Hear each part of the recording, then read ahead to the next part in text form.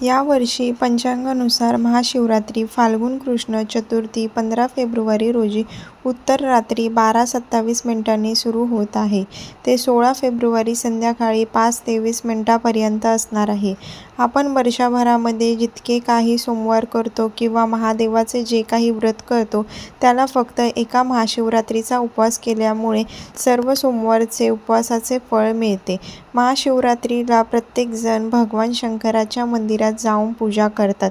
तर या पूजेसाठी शुभ मुहूर्ते पहाटे 5:04 पासून ते दुसऱ्या दिवशी 6 वाजेपर्यंत राहतील. या काळात केलेली पूजा अत्यंत फलदायी ठरते. त्यामुळे प्रत्येकाने महाशिवरात्रीचा उपवास आवर्जून केला पाहिजे. 15 फेब्रुवारी रोजी महाशिवरात्रीचा उपवास करणाऱ्यांनी दुसऱ्या दिवशी उपवास सोडावा. दुसऱ्या दिवशी उपवास सोडण्याची वेळ सकाळी 11:54 आहे. आता आपण महाशिवरात्रीच्या उपवासाचे नियम जाणून घेऊया. महाशिवरात्री उपवासाच्या दिवशी सकाळी लवकर उठून पाण्यात काळे तीळ टाकून अंघोळ करावी. शक्य असल्यास गंगास्नान करावे किंवा अंघोळीच्या पाण्यात गंगाजल मिक्स करून देखील तुम्ही अंघोळ करू शकता. आणि त्यानंतर सूर्योदय झाल्यावर देवाला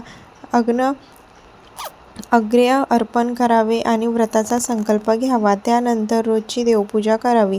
शक्यतो फलाहार करून उपवास पकडावा. परंतु ज्यांना काही कारणास्तव फलाहार करून उपवास करायचा नसेल तर ते फराळ करू शकतात. पण पांढरे मीठ वापरण्याऐवजी सैंधव मीठ वापरावे. तुम्ही फलाहार करून उपवास करा किंवा फराळ करून करा. फक्त मनापासून करा. भगवान शिवशंकर तुमची इच्छा नक्कीच पूर्ण करतील. महादेवाच्या मंदिरात गेल्यावर प्रथम नंदीचे दर्शन घ्यावे. नंदी हे वाहन प्रजापती दक्षाने शिवाला दिले होते आणि नंदास आशीर्वाद दिला की आधी तुझे दर्शन आणि मग शिवाचे दर्शन. नंतर द्वारातील वीरभद्राचे दर्शन घेऊन गाभाऱ्यात जावे. दोन्ही हाताने पिंडीची दर्शन घेऊन टाळी वाजवावी आणि श्री शिवाय नमोस्तुभ्य असा जल्लोष करावा. महादेवाला पूर्ण प्रदक्षिणा घालू नये. पूजा बसून उत्तरेकडे तोंड करून करावी. उभं राहून पूजा करू नये. मातीच्या पुरतनात दिवा लावताना पण ती पंती सुद्धा स्वतःचीच असावी.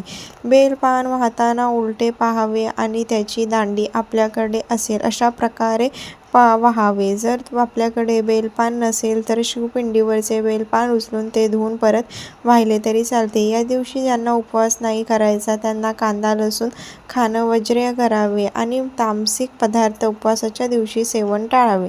उपवास करायचा असेल तरी देखील आणि ते जे उपवास करत नसतील त्यांची देखील किमान महाशिवरात्रीच्या दिवशी हे पदार्थ खाऊ नये. उपवासाच्या दिवशी दिवसभर भगवान शिवाची आराधना करावी. या दिवशी महामृत्युंजय मंत्राचा देखील जप करावा.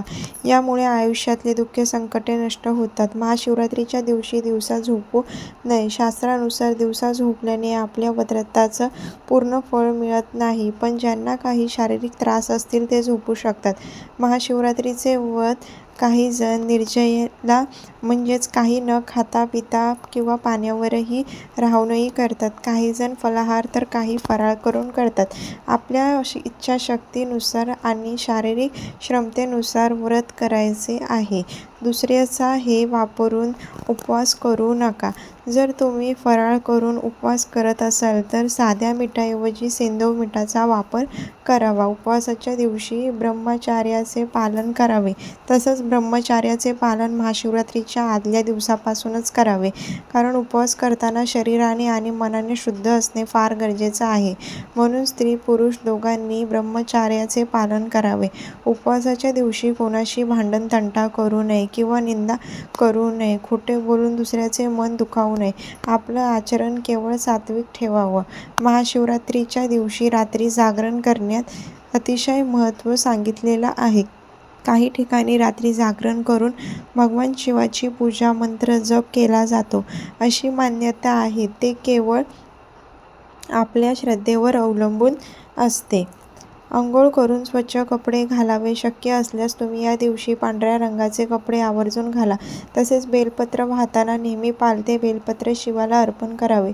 घरात किंवा मंदिरात शिवलिंगाला पाणी किंवा कच्चे दूध अर्पण करून अभिषेक करा. शक्य असल्यास दही, दूध आणि मध किंवा पंचामृत देखील अर्पण करू शकता. बेलपान हे कधीही सोमवारी तोडू नये. हे इतर दिवशी तोडून ठेवलेले कधीही शिळे होत नाही. आणि धोत्र्याचे फुलं आणि फळे, पांढरी फुले आणि बेलपत्र या दिवशी आवर्जून आणा. तसेच या दिवशी आवर्जून कवठ हे फळ खावे. तसेच धोत्रा, जास्वंद, मोगरा, शमी, मोहरीची पिवळी फुले, रुईची पांढरी फुले ही फुले आपण अर्पण करू शकता. पूजा करताना डोक्यावरून पदर घ्यावा. तसेच या दिवशी काळ्या रंगाचे कपडे अजिबात घालू नये. शिवलिंगाला कुंकू, शेंदूर, नारळ पाणी अर्पण करू नये. तसेच चाफ्याची फुले देखील अर्पण करू नये. महादेवाला पिंडीवर अभिषेक करताना मग तो कशाचाही असो, दूध, दही, पंचामृत किंवा इतर कशाचाही असो, त्यावेळेस तांब्या वापरू नये. कारण तांब्याच्या भांड्यात ठेवलेले पदार्थ खराब होतात आणि हे विष समान पदार्थ महादेवाच्या पिंडीवर वाहणे योग्य नाही. केवळ पाणी अर्पण करताना तांब्या वापरावा. महादेवाचे जेव्हा आपण पार्वती, गणेश, कार्तिक यांच्यासोबत पूजा करतो त्यावेळेस फक्त गणेश, कार्तिक आणि पार्वतीला हळदी कुंकू लावावे. महादेव याची पूजा करताना कुंकू लावण्याऐवजी चंदन आणि भस्म लावावा. महाशिवरात्रीच्या दिवशी आपण महादेवांना काही खाण्याच्या गोष्टी वाहिल्या असतील त्या गोष्टी दुसऱ्या दिवशी व्रताचे पारायण सोडताना खायच्या नाहीत. त्यामुळे आपल्याला वेगवेगळे दोष लागू शकतात असे म्हटलं जाते. महादेवाच्या पिंडीवर बेल अर्पण करताना ते विषम संख्यामध्ये अर्पण करावे. म्हणजे 1, 3, 5 अशा पद्धतीत अर्पण करावे.